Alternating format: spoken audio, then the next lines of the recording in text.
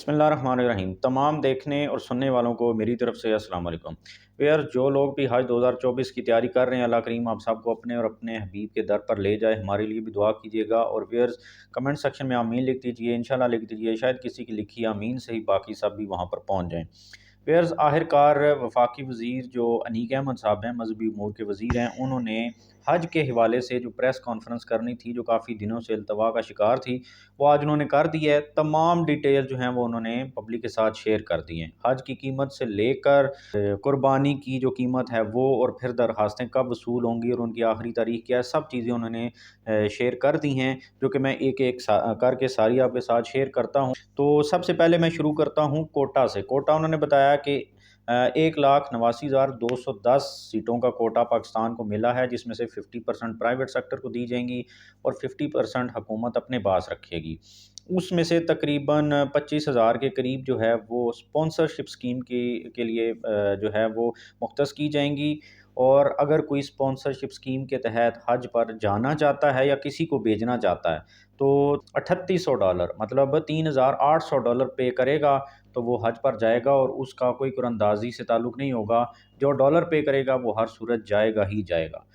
اس کے بعد باقی جو عازمین حج بچیں گے جو پاکستان سے جائیں گے، تو ان کے لیے یہ ہے سرکاری اسکیم والوں کے لیے کہ انہوں نے بتایا کہ اس دفعہ ہم حج سستا کر رہے ہیں۔ پچھلی دفعہ 11,75,000 لیے تھے، اور اس دفعہ جو ہے وہ 10,75,000 روپے میں حج کروا رہے ہیں۔ اب یہ بھی ایک چیز ہے کہ ایک صحافی نے ان سے سوال کیا تھا کہ آپ کیسے کہہ رہے ہیں کہ آپ حج سستا کرا رہے ہیں، جبکہ پچھلے سال بھی 1 لاکھ سے زیادہ تقریباً ہر حاجی کو واپس کر دیے گئے تھے، تو آپ کا حج کیسے سستا ہے جو آپ کروا رہے ہیں؟ تو اس کی ڈیٹیل بھی انہوں نے بتائی، وہ میں اینڈ پہ آپ کے ساتھ شیئر کروں گا کہ وہ 1 لاکھ روپے سے زیادہ جو پیسے ہر حاجی کو واپس کیے گئے تھے وہ کیوں کیے گئے تھے۔ تو پہلے یہ چیزیں ہم ڈسکس کر لیتے ہیں کہ 10,75,000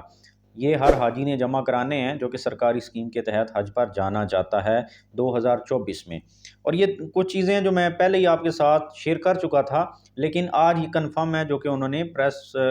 یا میڈیا ٹاک کے ذریعے حج 2024 کی جو پالیسی بتائی ہے اس میں فائنل کر کے بتا دی ہیں۔ اس کے علاوہ ایک بیگ ہے جس کے اوپر QR کوڈ ہوگا، یہ بھی میں بتا چکا تھا، اور وہ اس میں حاجی کی تمام ڈیٹیل جو ہوں گی وہ موجود ہوں گی۔ اگر بیگ جو ہے وہ کہیں بس سے نکلا، حاجی ہوٹل میں پہنچ گیا اور بیگ جو ہے اس کے ساتھ نہیں پہنچا سامان، تو وہ ساری ڈیٹیل اس QR کوڈ میں ہوں گی۔ ڈائریکٹ جو عملہ ہوگا وہ بیگ اٹھا کے اس کے کمرے میں پہنچا دے گا، کیونکہ اس کو پتہ ہوگا کہ یہ حاجی فلاں جگہ پر موجود ہوگا، یا اس کا وہ والا روم ہے جو اس کو ملا ہے فلاں ہوٹل میں۔ اس کے علاوہ 7 GB ڈیٹا کے ساتھ جو ہے ایک سم دی جائے گی، جو کہ وہ کہہ رہے ہیں بالکل فری ہوگی، اور یہ حاجی جو ہیں وہ وہاں پر یوز کر سکیں گے۔ اور پھر اس کے علاوہ جی اگلی چیز 5ویں جو انہوں نے بتائی، انہوں نے کہا کہ ایک اپلیکیشن ہم نے لانچ کر دی ہے، اور وہ حاجی کو ہر جگہ پر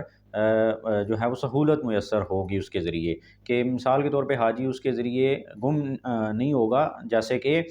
وہ کہتے ہیں کہ اگر مزدلفہ سے منی آتے ہوئے اس کو اپنا کیمپ نہیں مل رہا، تو وہ اس کو بتائے گا کہ میرا جو ہے وہ کیمپ نمبر فلاں ہے، تو وہ ایپ اس کو گوگل میپس کے ذریعے ڈائریکٹ اس کو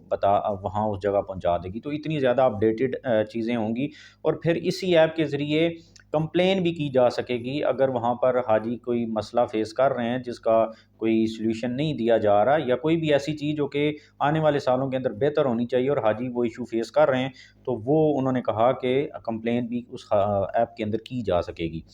پھر اس کے علاوہ خواتین کے لیے عبایا انہوں نے یہ جو چھٹی چیز بتائی ہے کہ وہ اس دفعہ دیں گے، اور جس کے بیک پہ سر کے پیچھے پاکستانی فلیگ بنا ہوگا، اور جس طرح باقی ممالک کی خواتین ہوتی ہیں تو پتہ چل جاتا ہے دیکھتے ساتھ یہ فلاں ملک کی ہے، فلاں کی ہے، فلاں کی ہے، تو اسی طرح پاکستانی خواتین بھی پاکستان کو ریپرزینٹ کرتے ہوئے وہ عبایا پہنیں گی، تو اس سے پتہ چل جائے گا کہ یہ پاکستانی خواتین ہیں، جو کہ گروپس کی شکل میں ظاہر ہے جاتی ہیں، تو پھر ایک ایسا ڈسپلن ڈیولپ ہوتا ہے جس سے آپ کے ملک کی نمائندگی ہوتی ہے۔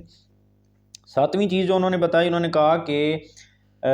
ہو سکتا ہے کہ کیونکہ مسئلہ چل رہا ہے نا PIA کا کہ پرائیویٹائز کر دیا جائے گا اس کو، تو اگر اس وقت تک جب حج کی فلائٹ شروع ہوں گی اور PIA اگر آپریٹنگ نہیں ہوگی، یا کوئی بھی مسئلہ ہو سکتا ہے وہ پرائیویٹائز کر دی جائے، یا وہ جس طرح بھی اس کی فلائٹ جو ہے نہیں چل رہی تھیں تو نہ ہوں، تو پھر انہوں نے کہا کہ ہم نے جو پیسے رکھے ہوئے ہیں نا، تو باقی جو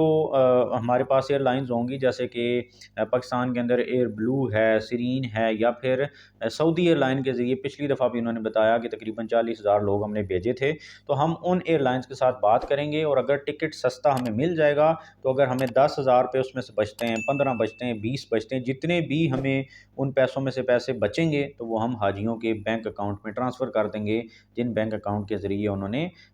حج کے لیے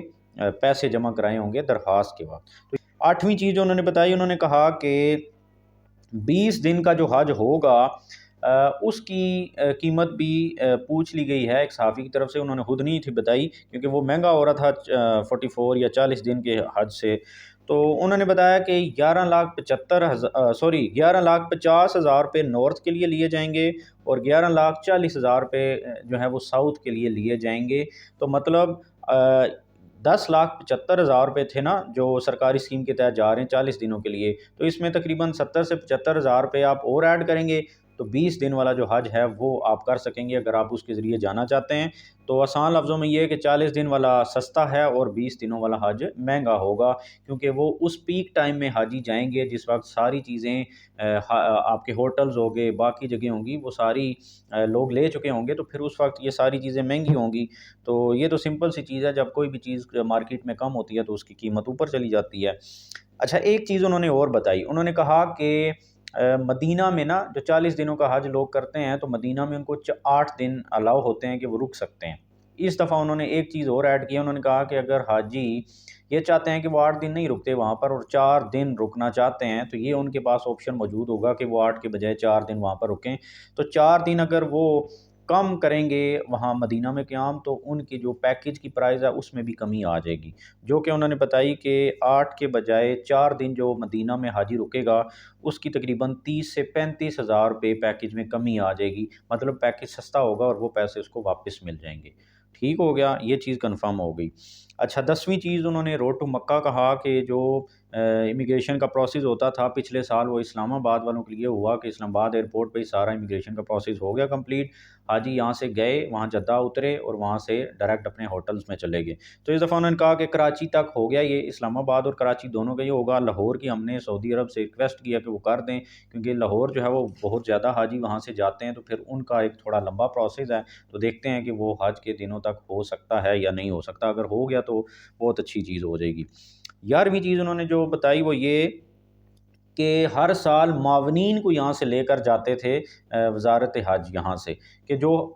حجاج کرام کی مدد کرتے تھے وہاں پر ڈیفرنٹ ہر جگہ پر ظاہر ہے لوگوں کو مدد کے لیے عملہ چاہیے ہوتا ہے، تو انہوں نے کہا کہ ان کو ہم ڈیلی بیسس پہ ریال کی صورت میں پے کرتے تھے، اور پھر لے جانے اور واپس لانے کا بھی خرچہ ہوتا تھا، ظاہر ہے سیٹوں پہ یہ بیٹھ کے جاتے تھے نا تو پھر ان کے ٹکٹس بھی ہوتے تھے، تو انہوں نے کہا کہ اس خرچے کو بھی کم کرنے کے لیے ہم یہ کر رہے ہیں کہ وہاں پر جو پاکستانی ہیں وہ وہاں پر پڑھ رہے ہیں بچے یونیورسٹیز کے اندر، جیسے مدینہ یونیورسٹی ہے اور باقی یونیورسٹیز ہیں، تو ان کو ہم نے کوشش کی ہے کہ لایا جائے اور وہ معاونین کے طور پر حجاج کرام کی مدد کریں، اور ان کو وہ کہہ رہے ہیں کہ ہم ہائر کریں گے اور 50% کام ہم نے کر لیا ہے، اور اللہ کرے کہ یہ سارا ہو جائے تو خرچہ بھی کم ہو جائے گا، اور ان لوگوں کو وہ پاکستانی جو اسٹوڈنٹ ہوں گے ان کو بھی ظاہر ہے ثواب کی صورت میں اور ظاہر ہے کچھ نہ کچھ ان کی پیسوں کی صورت میں ہی مدد ہو جائے گی۔ نمبر 12 جو انہوں نے بتایا، اور یہ وہی جو صافی نے سوال کیا تھا کہ آپ کیسے حج سستا کرا رہے ہیں، 10,75,000 آپ کہہ رہے ہیں جبکہ پچھلی دفعہ 11,75 لیے گئے تھے تو لاکھ واپس بھی تو کر دیا گیا تھا، تو انہوں نے کہا کہ پیکج 11,75 کا ہی تھا، جو پیسے واپس ہوئے وہ سعودی عرب نے 12 ارب روپے واپس کر دیے تھے، اور وہ اس لیے کیے تھے کہ پاکستانیوں نے وہاں پر آپ کو معلوم ہے کہ مینا میں بہت ساری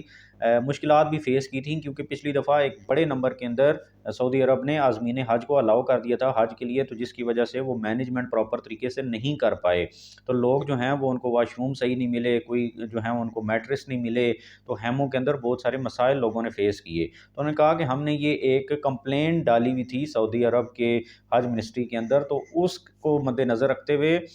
سعودی عرب کی جو حج منسٹری ہے انہوں نے ہمیں 12 ارب روپے واپس کر دیے تھے، جو کہ بعد میں پھر ہم نے واپس کیے تھے، پیکج 11,75 کا ہی تھا، اس میں کمی نہیں تھی آئی، تو یہ انہوں نے کہا کہ اس وجہ سے اگر وہ پیسے 12 ارب واپس نہ کرتے تو پھر تو ہم نے واپس نہیں کرنے تھے آگے لوگوں کو، تو وہ 1 لاکھ واپس ان 12 ارب کی وجہ سے ہوا ہے، تو آپ دیکھیں کہ اس دفعہ ہم 10.75 کر رہے ہیں، تو اللہ نہ کرے کہ اس دفعہ بھی کوئی مسئلہ ہو وہاں پر۔ انہوں نے کہا اس وجہ سے حج ہم پچھلے سال سے سستا ہی کروا رہے ہیں۔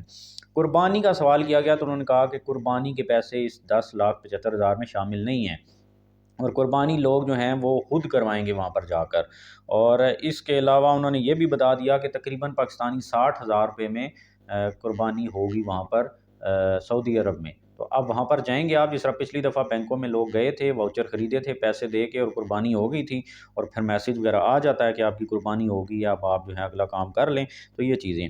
اب جو سب سے امپورٹنٹ چیز ہے وہ یہ ہے کہ درخواستیں کس دن وصول ہونا شروع ہوں گی، تو اس کی ڈیٹ 27 نومبر انہوں نے بتائی ہے۔ 27 نومبر کو درخواستیں وصول ہونا شروع ہوں گی، اور تقریباً 12 دسمبر آخری ڈیٹ انہوں نے بتا دی ہے۔ 27 نومبر سے 12 دسمبر تک حج درخواستوں کی جو ڈیٹ ہے وہ ہوگی، اور ان کے دوران آپ نے کرنی ہے۔ ایک ریکویسٹ انہوں نے اور یہ کی ہے کہ جو حج کا فارم ہوگا وہ سارے پڑھ لیں، پراپر طریقے سے پڑھنے کے بعد چیزیں جو ہیں وہ کریں۔ ایسا نہ ہو کہ جس طرح کہ مدینہ میں جو ہے وہ 4 دن کا آپ ٹک کر دیں کہ ہم 4 دن رکنا چاہتے ہیں، وہاں پر جب آپ جائیں اور آپ کہیں کہ نہیں ہم تو 8 دن رکنا چاہتے ہیں، تو پھر یہ چیزیں اس وقت ٹھیک نہیں ہو سکیں گی۔ پہلے سے ہوٹلز وغیرہ بک ہوتے ہیں، تو یہ سارا کچھ پڑھ کے پھر آپ جو ہے وہ وہاں پر کریں، تاکہ آپ کو کوئی مسئلہ نہ ہو۔ اور ایپ کا سوال کیا تو انہوں نے کہا کہ ٹریننگ ہوتی ہے پراپر، تو ایپ جو لوگ موبائل اس طرح نہیں یوز کر سکتے ان کو وہاں پر ٹریننگ کے دوران یہ چیزیں سکھائی جائیں گی۔ تو ویئرز یہ ساری چیزیں جو انہوں نے شیئر کی وہ میں نے آپ کے ساتھ شیئر کر دی ہیں، اور اگر کوئی چیز رہ گئی ہے اور آپ کو پتہ ہے تو کمنٹ سیکشن میں ضرور بتائیے گا، چینل پہ نئے تو سبسکرائب کر دیجیے گا۔ ابھی تک اتنا ہی، اور مزید کوئی اپڈیٹ ہوئی تو وہ میں آپ کے ساتھ شیئر کر دوں گا۔ تھینک یو ویری مچ، اللہ حافظ۔